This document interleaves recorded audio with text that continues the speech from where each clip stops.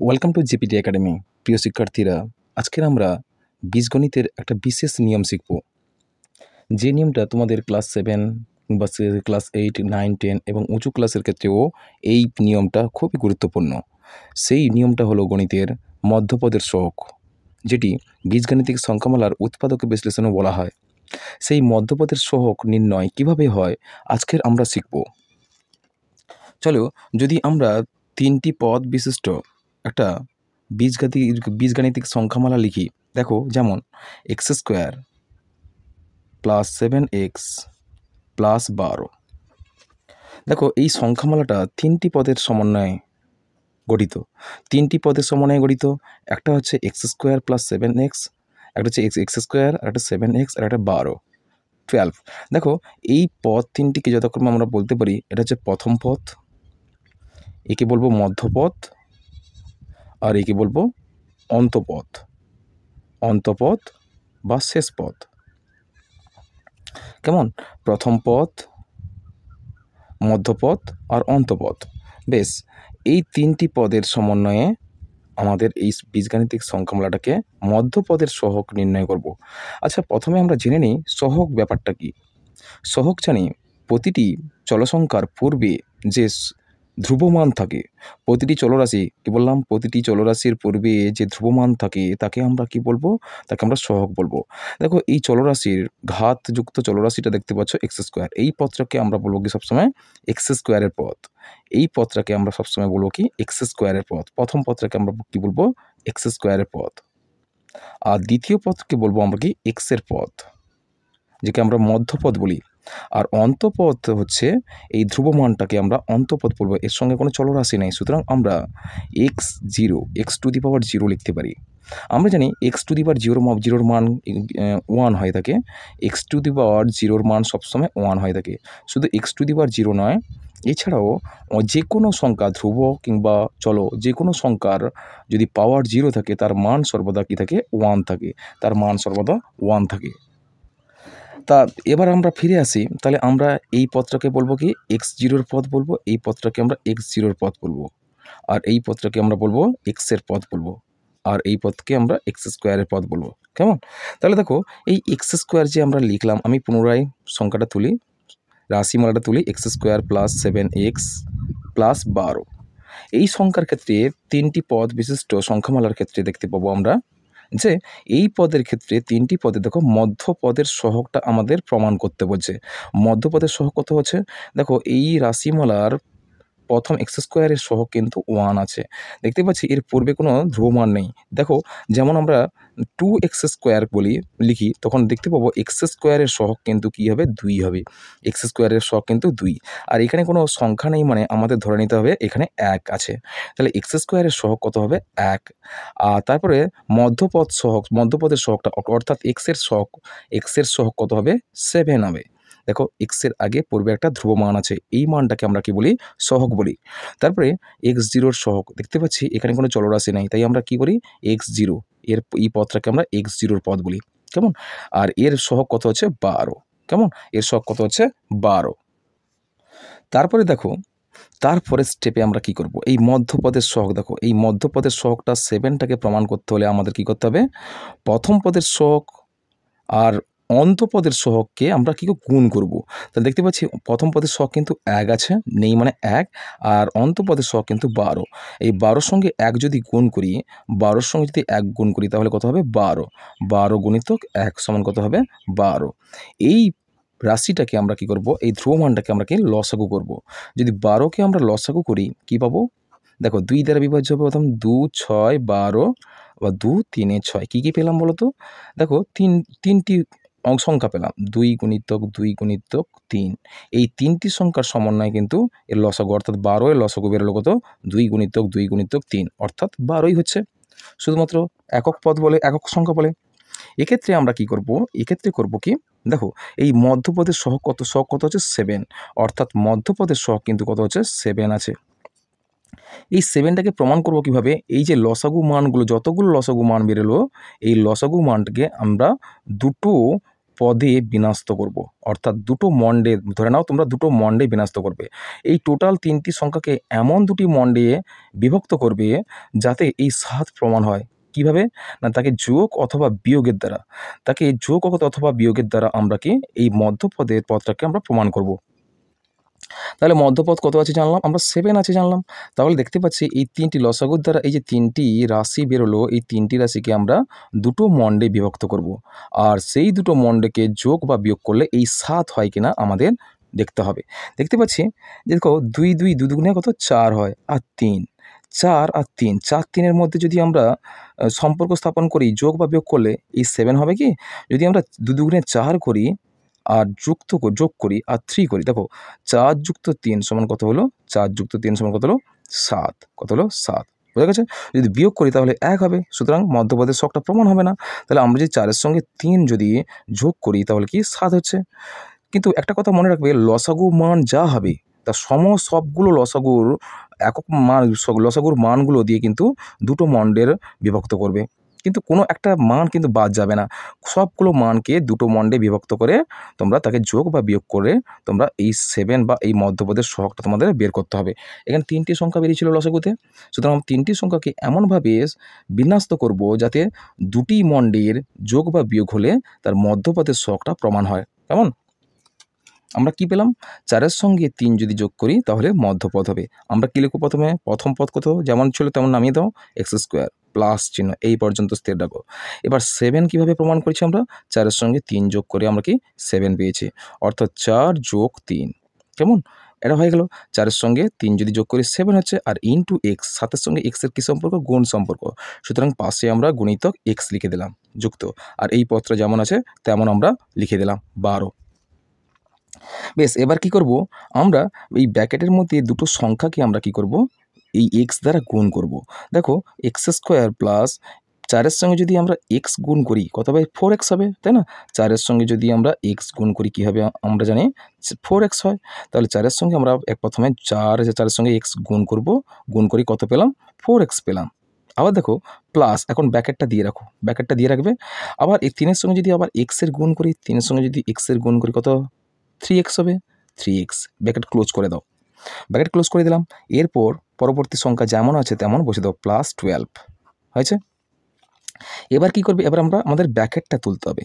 ব্র্যাকেটটা তুলি, দেখো প্রথম পদ কেমন ছিল? x স্কোয়ার প্লাস ব্র্যাকেট তুলে 4x নামিয়ে দিলাম। ব্র্যাকেট তোলার পর দেখতে পাচ্ছি এখানে প্লাস আছে আর এখানে প্লাস আছে। প্লাসে প্লাসে কী হবে?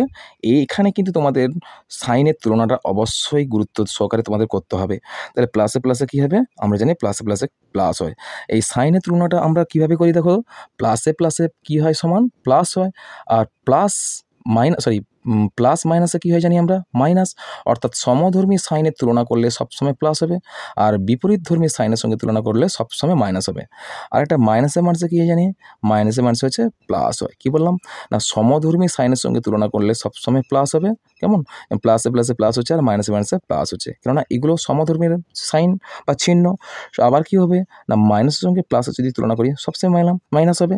দেখো বিপরীতধর্মী সাইনের সঙ্গে তুলনা করলে অর্থাৎ সবসময় কী হবে? মাইনাস হবে। বিপরীতধর্মী সাইনের সঙ্গে তুলনা করলে সবসময় কী হবে? মাইনাস হবে। কেমন? এটা তোমরা হয়তো সবাই জানো, তবে আমি এই গণিত করার ক্ষেত্রে আমি বুঝিয়ে দিলাম। দেখো তারপরে কি করলাম? দেখো আমি এবার ব্র্যাকেট তুলতে তাহলে মাইনাস প্লাসে প্লাসে কী হলো? প্লাস হলো, সঙ্গে কী হলো? 3xটা নামিয়ে দিলাম, প্লাস দেবো। প্লাসের পর যেমন সংখ্যা তেমন নামিয়ে পেলাম। দেখো পূর্বে কিন্তু 3টি পদ ছিল, এখন কটা পদ হয়ে গেল? 4টি পদ হলো। 4টি এক্সের পদ কিন্তু দুটো হলো, আর একটা এক্স স্কোয়ারের পদ হলো, আর একটা ধ্রুব পদ হলো, অর্থাৎ x0 পদ হলো। কেমন? এরপর তোমরা কি করবে? এরপরে যে 4টি পদ আছে না, প্রথম থেকে দুটো করে পদের নিচে দাগ দিয়ে দাও। প্রথম থেকে দুটো করে পদের নিচে দাগ দাও। আর প্রথমে দুটো দাগ দিলাম, আবার পরে দুটো দাগ দিলাম। কেমন? এবার দেখো চলো তারপর কি করব? প্রথম পদে দেখতে পাচ্ছি দেখো x স্কোয়ার প্লাস 4x, এর মধ্যে দেখতে পাচ্ছি কমন। তোমরা কমন জিনিসটা জানো, যে মিল যেটা আছে যাকে বলা হয়। দেখো x স্কোয়ার মানে কি জানি আমরা? দেখো এখানে আমি একটু সহজ করে বুঝিয়ে দিই। x স্কোয়ার প্লাস 4x, এই পদের মধ্যে কমন কী আছে দেখি। x স্কোয়ার মানে কি? x গুণিতক x, এটা একটা সংখ্যামালা। যুক্ত 4x মানে কি? 4 গুণিতক x। দেখো এটা একটা, দেখো এই দুটোর পদের মধ্যে কী মিল আছে বলো তো? একটা করে এক্সের মিল আছে না? কেমন? দেখো এক্স স্কোয়ারের মধ্যে এক্স স্কোয়ারকে আমরা ভেঙে ফেললাম, এক্স ইন্টু এক্স পেলাম, আর 4x-কে ভাঙলাম কি 4 গুণিতক এক্স পেলাম। দেখো এদের মধ্যে মিল কোনটা আছে? দেখো একটা করে এক্সের মিল আছে না? কেমন? এর একটা এক্সের মিল আছে, এর একটা এক্সের মিল আছে। এই মিল সংখ্যাটা আমরা কি ব্র্যাকেটের বাইরে বের করে নেবো। এই পদের মধ্যে মিল কোনটা হবে? দেখো মিল যেটা আছে সেটা বের করে নিই। তাহলে একটা করে এক্সের মিল আছে, সুতরাং এটা আমরা বাইরে বের করে নেবো। দুটো এক্স ছিল, একটা এক্স বেরিয়ে এসছে, কত হলো? এক্স থাকলো প্লাস, আর এখানে একটা এক্স ছিল, এই একটা এক্স বেরিয়ে এসছে, সুতরাং কত হবে? 4 পরে থাকবে। কেমন? এইভাবে সংখ্যাটা হবে। তাহলে এক্স স্কোয়ার প্লাস 4x এর সঙ্গে মিল কোনটা আছে? এক্সের মিল আছে, সুতরাং এক্সটা আমরা ব্র্যাকেটের বাইরে নিয়ে এলাম। কী পড়ে থাকলো? এক্স স্কোয়ার ছিল, দুটো এক্স ছিল, এখানে একটা এক্স বেরিয়ে গেলে একটা এক্স পড়ে থাকে, প্লাস 4x এর মধ্যে এক্স বেরিয়ে গেছে একটা, কী পড়ে থাকছে? 4 পড়ে থাকছে। এবার দেখো ব্র্যাকেট ক্লোজ করে দিলাম। এবার এখানে যে সাইনটা আছে, এই সাইনটা যেমন আছে তেমন সেভাবে নিচে নামিয়ে এনেছি আমরা। তাহলে এই প্লাসটা ছিল, প্লাসটা নিচে নামিয়ে এনেছে। এবার দেখো তারপরে একটা পদ আছে 3x + 12, এই দুটি পদের মধ্যে মিল কোনটা আছে দেখি। আমরা দেখতে পাচ্ছি এইখানে করছি, দেখো 3x + 12, আমরা যদি 3x-কে ভাঙি কী পাবো? 3 গুণিতক x পাবো, তাই না? 3x মানে কি জানি আমরা? 3 গুণিতক x যুক্ত, আর 12কে যদি আমরা ভাঙি, কীভাবে ভাঙবো? লসাগুর দ্বারা ভাঙতে পারি আমরা। 12 লসাগুর দ্বারা বা উৎপাদকের দ্বারাও আমরা ভাঙতে পারি। 12 কোন সংখ্যা দিয়ে যাবে? 2 এর দ্বারা 2 × 6 = 12, আর 2 3 × 6 কী পেলাম? 2 2 পেলাম, একটা 3 পেলাম। আমরা এইভাবে লিখতে পারি 2 গুণিতক 3। দেখো এই তিনটি সংখ্যার গুণফলে 12 হয়, আর এই দুটি সংখ্যার গুণফলে কত হচ্ছে? 3x হয়। দেখো এই দুটো পদের মধ্যে মিল কী আছে দেখো তো। দেখতে পাচ্ছি আমরা এখানে একটা 3-এর মিল পাচ্ছি।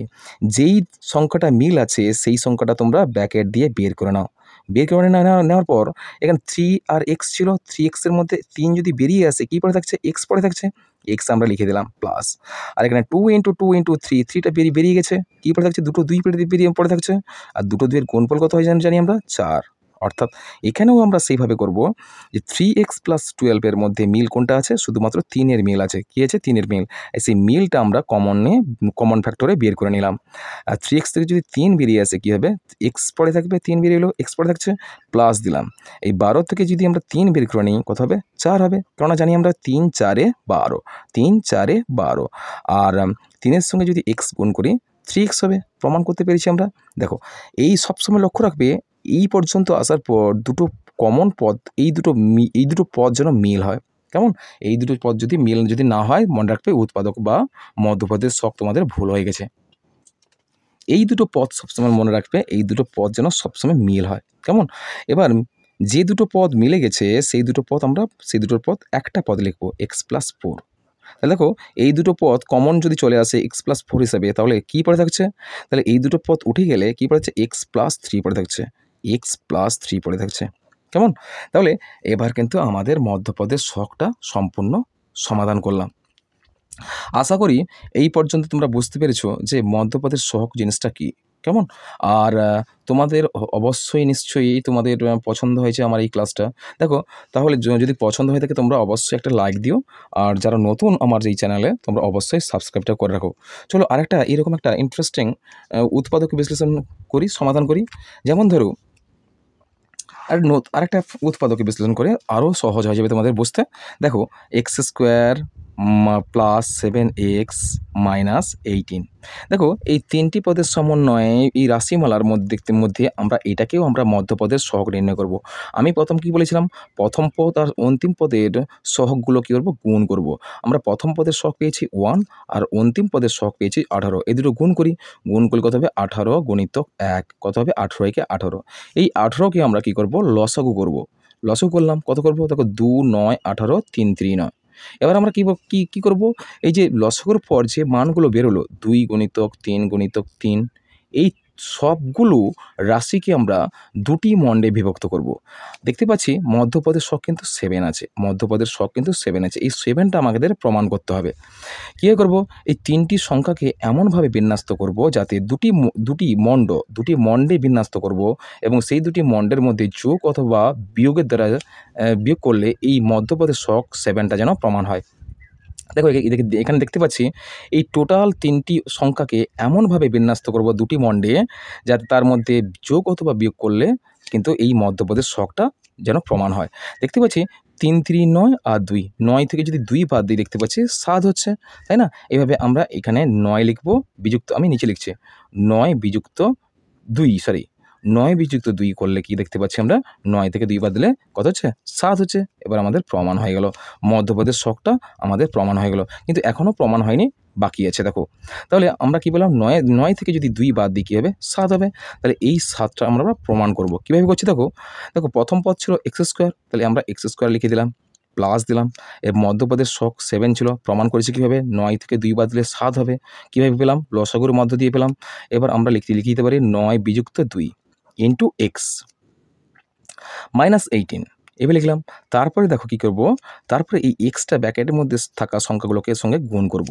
তাহলে এক্স স্কোয়ার প্লাস 9-এর সঙ্গে যদি এক্স গুণ করি কত হবে 9x হবে, আবার মাইনাস করতে মাইনাস ফেলে রাখো, আর এক্সের সঙ্গে যদি 2 গুণ করি কত 2x হবে, 2x মাইনাস 18। দেখো চল সংখ্যা ধ্রুব সংখ্যার মধ্যে যদি গুণ করতে বলা হয় না, তোমরা কিন্তু সবসময় আগে 2 রাখবে পরে এক্স রাখবে, অর্থাৎ 2x হবে। এক্সের সঙ্গে যদি 2 গুণ করি কত হবে 2x হবে, বোঝা গেছে? এবার দেখো তারপর কি আছে মাইনাস 18 লিখে দিয়েছে। দেখো পরের স্টেপে তোমরা কি করবে, এই ব্র্যাকেটটা তুলবে। কি করবে, ব্র্যাকেট তুলবে। যদি আমরা ব্র্যাকেট তুলি এক্স স্কোয়ার প্লাস 9x থাকলে এরপর যেটা গুরুত্বপূর্ণ সাইনের তুলনা, অর্থাৎ এখানে প্লাস আছে এখানে মাইনাস আছে, প্লাস মাইনাসের তুলনা করলে কি হবে, অ্যাকচুয়ালি এখানে আমরা জানি কি মাইনাস। আমি যেটা আমরা পূর্বে জেনেছি যে প্লাসে প্লাসে প্লাস হবে, প্লাস মাইনাসে মাইনাস হবে, মাইনাস মাইনাসে প্লাস হবে, মাইনাস প্লাসে মাইনাস হবে। এবার দেখো এবার কি করব আমরা, এবার প্লাসে মাইনাসে মাইনাস হয়ে জানি মাইনাস 2x তারপরে মাইনাস 18। এভাবে হলো প্রথমে 3টি পদ ছিল, এখন আমাদের 4টি পদ পেলাম। 4টি পদ যখন হবে তখন তোমরা প্রথম থেকে দুটো করে পদের নিচে দাগ দিয়ে দাও, প্রথম থেকে দুটো করে পদের নিচে দাগ দিয়ে দাও, দিয়ে দিলাম। এবার আমাদের কমন ফ্যাক্টরে চলে আসতে হবে। দেখো এক্স স্কোয়ার প্লাস 9x এই পদটার মধ্যে কমন কী আছে দেখতে পাচ্ছি আমরা, এক্সের কমন আছে, এক্স কমন আছে, সুতরাং তাহলে এক্সটা কমন মানটা আমরা ব্র্যাকেটের বাইরে নিয়ে এলাম। তাহলে দুটো এক্স ছিল, একটা এক্স যখন বেরিয়ে আসে কতগুলো এক্স পরে থাকবে, একটা এক্স পরে থাকবে, প্লাস দেব। আর 9 আর এক্স ছিল, 9xের মধ্যে এক্স যদি বেরিয়ে যায় কত পরে থাকবে 9 পরে থাকবে, ব্র্যাকেট ক্লোজ করে দিলাম, গেছে মাইনাস আছে। এই সাইনটা যেমন থাকে তেমনভাবে তোমরা নামিয়ে আনবে নিচে। এবার দেখো এখানে দেখতে পাচ্ছি দুটো রাশি আছে 2x আর 18, এর মধ্যে মিল কীভাবে কত আছে দেখো, 2x এর সঙ্গে 2x আর 18 এই দুটো পদের মধ্যে মিল আছে দেখতে পাচ্ছি আমরা, শুধুমাত্র 2 এর মিল আছে। 8টাকে যদি ভাঙো এখানে 18কে যদি লসাগু করো দেখতে পাবে এর মধ্যে কিন্তু 2 অবশ্যই পাবে। তাহলে 2 যদি আমরা কমন নিয়ে নিই তাহলে কত পড়ে থাকবে, ব্র্যাকেটের বাইরে ব্র্যাকেটের ভিতরে এক্স পড়ে থাকবে মাইনাস, আর 18 থেকে যদি 2 বের করে নিই কত পড়ে থাকবে 9, কেননা 2 9 18, আর 2-এর সঙ্গে এক্স গুণ করলে 2x হচ্ছে, প্রমাণ হয়ে গেল। দেখো এবার কিন্তু একটা গুরুত্বপূর্ণ জিনিস দেখতে পাচ্ছি এখানে, এখানে 9 দেওয়া হয়নি, 9। দেখো এই পথ কিন্তু মিলছে না, এই পথ কিন্তু মিলছে না, কেন মিলছে না, দেখো এখানে প্লাস হচ্ছে এখানে মাইনাস আছে, তাই আমাদের কোথাও না কোথাও একটা ভুল হয়ে গেছে। কীভাবে বুঝবো, আমি ইচ্ছে করে ভুলটা করেছি। দেখো আমি বলেছি কি এই সাইনটা যেমন আছে তেমন আমি এনেছি। দেখো এই সাইনের সঙ্গে এখানে কোন সাইনের সঙ্গে তুলনা করলে এখানে মাইনাসটা প্রমাণ হবে। দেখো মাইনাসের সঙ্গে যদি আমরা এটা কিন্তু স্থির থাকবে, এই সাইনটা এখানে যে সাইন ছিল এই সাইনটা এখানে হুবহু হয়ে নেমে আসবে, তাহলে এটা কিন্তু পরিবর্তন হবে না, এটাকে আমাদের পরিবর্তন করতে হবে, কারণ ব্র্যাকেট যেহেতু দিয়েছি। তাই ব্র্যাকেট দেওয়ার পরে এখানে ভিতরে যে সাইনটা ছিল সেটা বিপরীত সাইন হয়ে যাবে। দেখতে পাচ্ছি মাইনাসের সঙ্গে কোন সাইনের তুলনা করলে মাইনাস হবে, দেখতে পাচ্ছি আমরা মাইনাসের সঙ্গে যদি প্লাস সাইনের তুলনা করি কী হবে মাইনাস হবে। এবার কিন্তু আমাদের ঠিক হয়ে গেছে, দুটো পদ কিন্তু সমান হয়ে গেছে। এবার আমরা কি করব, দুটো পদের কিন্তু কমন পদটা, দুটো পদটা কিন্তু একটা আসবে নিচে, এক্স প্লাস 9 হয়ে গেছে। এবার দুটো পদের যদি উঠে যায়, দুটো পদের একটা পদ নিচে লিখবে পরের স্টেপে। দেখতে পাচ্ছি এক্স প্লাস 9 যদি উঠে যায় কী পড়ে থাকছে এক্স মাইনাস 2, তাই না? তাহলে এক্স প্লাস 9 যদি দুটো উঠে যায় কী পড়ে থাকছে এক্স থাকছে আর মাইনাস 2 থাকছে, কেমন? এবার আমাদের মধ্যপদের ছকটা সম্পূর্ণ সমাধান হলো, কেমন? আশা করি তোমরা বুঝতে পেরেছো মধ্যপদের ছকটা। আমি দুটো সমস্যা তুলে দিয়ে আমি তোমাদের আশা করি বোঝাতে পেরেছি যে মধ্যপদের ছকটা আসলে কি। চলো এই মধ্যপদের সহগ আরও জটিল অঙ্ক, এই আরও জটিল পথে এগিয়ে যেতে হলে তোমাদের আরও ভালো করে এই মধ্যপদের প্রাথমিক নিয়মটা তোমাদের ভালো করে প্র্যাকটিস করতে হবে। আর এই ধরনের মধ্যপদের সহগের যত জটিল অঙ্ক থাকুক না কেন, তোমরা যদি আমাকে প্রশ্ন করো বা আমাকে যদি কমেন্ট করো বা কোনো কী ধরনের মধ্যপদের সহগ পারছো না, ও অসুবিধা হচ্ছে, আমি সেই মধ্যপদের সহগটা তোমাদের ভালো করে এভাবে একটা ভিডিও করে আমি আপলোড করব। তাহলে আজকের এই পর্যন্ত। তোমাদের যদি আশা করি এই আমার ভিডিওটা ভালো লাগে, তোমরা অবশ্যই লাইক করো এবং বন্ধুদেরকে শেয়ার করো, যাতে আমার এই চ্যানেলটা আরও বেশি করে গ্রো হতে পারে। আর আজকে এই পর্যন্ত। দেখা হবে এরকম কোনো একটা সমস্যা নিয়ে আমি আবার পরের ভিডিওতে উপস্থিত হলে, তখন তোমরা আমার ভিডিওটা অবশ্যই দেখার চেষ্টা করবে। চলো।